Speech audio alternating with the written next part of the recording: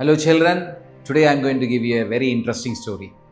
The story will tell you the power of mathematics and clever thinking. Once a king was very much pleased of his minister and he asked his minister to ask for anything that he desired. The clever minister said, "My lord, I don't want too much. I am just asking for a few grains." So the king said, "Go ahead."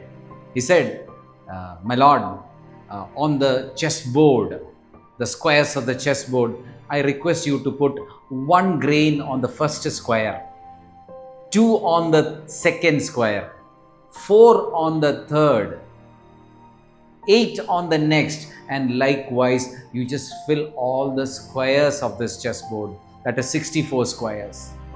The king was saying, "It is very easy, it can be done." So he asked his servants to do that. See, the servants, when they started counting the number of grains that was required, everyone was astonished and surprised to see that the grains that were there in their kingdom was not enough. Not in the kingdom, but also the entire world, it was not enough, because it was a huge number that was required. When king came to know about this, he was ashamed of it and he accepted his defeat. Now, but how did it become a huge number?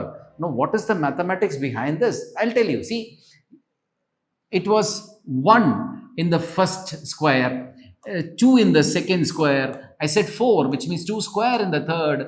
The next is 2 cube, and it goes like this. In the 64th square, it will be 2 raised to 63. And what is the sum of this? How do you add this? This follows a geometric progression.